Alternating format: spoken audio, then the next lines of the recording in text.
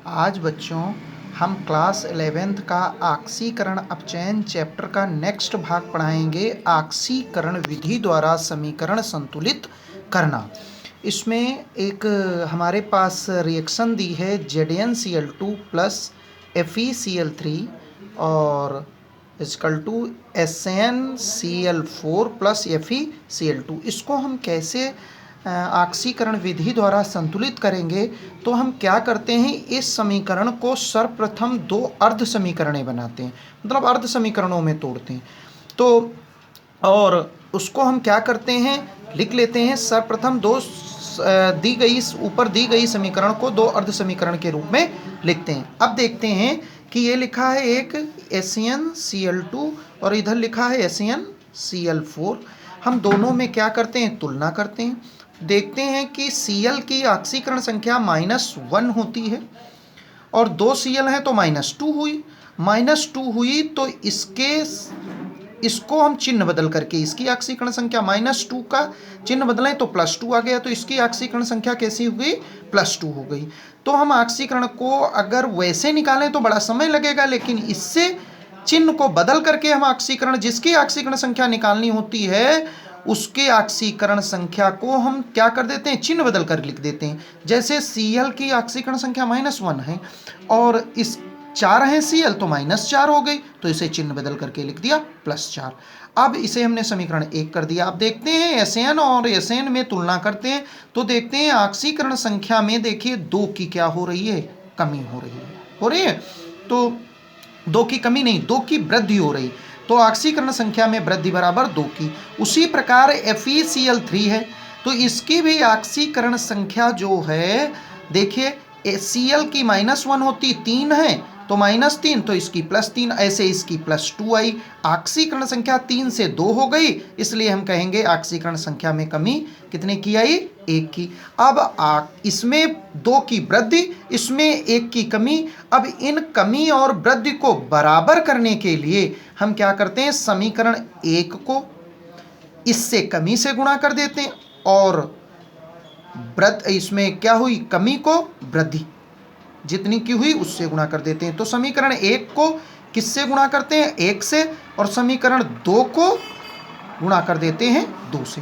ठीक, इस प्रकार से हम अब क्या करते हैं, दोनों को गुणा करके लिख देते हैं। देखिए 1 से SnCl2 को गुणा करेंगे तो क्या आएगा, SnCl2। फिर देखिए 2 से किसको गुणा करें, FeCl2 को, तो 2FeCl3।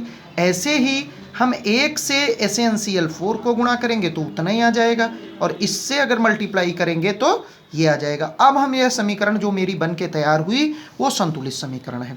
अब हम एक एग्जाम्पल लेते हैं, दूसरा लेते हैं Cu + HNO3 CuNO3 का होल ट्वाइज NO2 + H2O। अब देखो हम फिर क्या करते हैं, दो अर्ध समीकरणें बनाते हैं।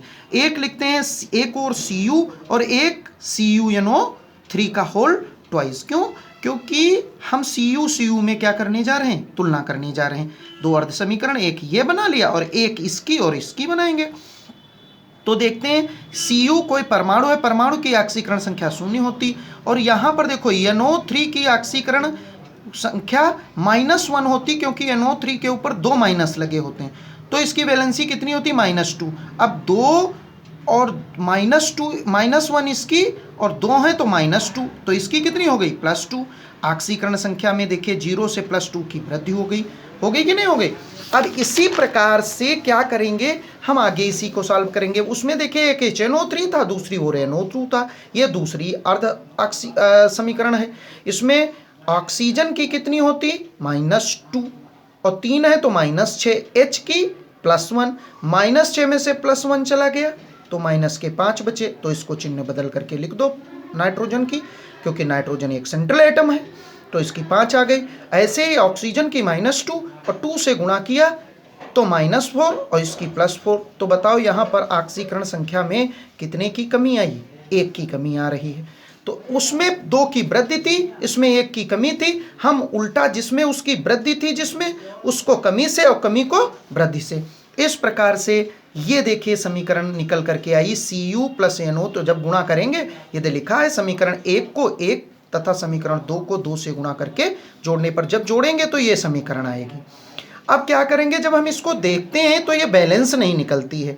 बैलेंस इसलिए नहीं निकलती है कि यहाँ पर देखो 2 नाइट्रोजन है और यहाँ पर नाइट्रोजन 2 और 2 4 हैं। अब यहाँ पर तो हम क्या करते हैं, सबसे पहले हम ऑक्सीजन हाइड्रोजन को छोड़ करके सबसे पहले अन्य परमाणुओं को बैलेंस करते हैं। तो जब हम नाइट्रोजन को 4 करेंगे तो यहाँ पर 2 HNO3 क्या करेंगे, जोड़ेंगे।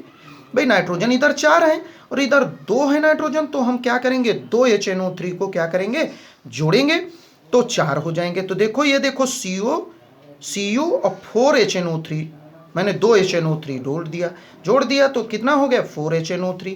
और देखिए और सब वैसे है, यहाँ पर H2O है। अब जब यहाँ पर 4 HNO3 जोड़ा था तो 4 क्या हो गए, हाइड्रोजन हो गए, जबकि इधर हाइड्रोजन कितने हैं, 2।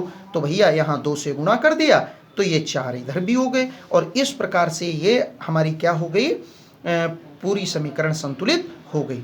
ठीक, इसी प्रकार से हम एक ये उदाहरण ले लिया, Zn और Zn प्लस HNO3 बिल्कुल सेम है।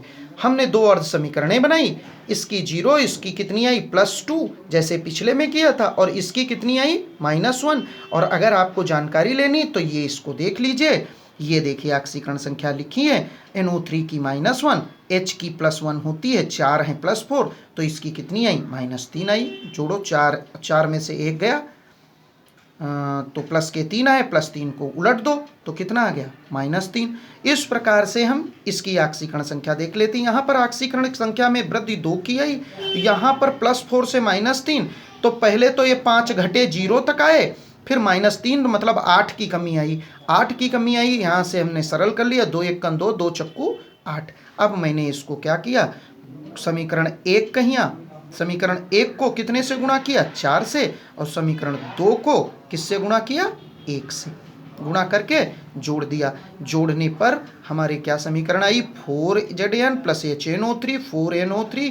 ऐसे हम क्या करेंगे, इसको देख लेंगे। अब इसी के साथ में हम देखते हैं कि HNO3 इधर देखिए, नाइट्रोजन 2 ये और 4 दूना 8 और 8 2 10 हैं, और इधर कितना है, नाइट्रोजन 1, तो हमें 9 HNO3 जोड़ने पड़ेंगे। इसलिए बाएं पक्ष में मैंने क्या कर दिया, ये देखो दोनों पक्षों के परमाणुओं को संतुलित करने के बाद समीकरण के बाएं पक्ष में हम क्या करते हैं, 9 HNO3 जोड़ देते हैं, और इस प्रकार से फिर इस समीकरण को संतुलित कर लेते हैं।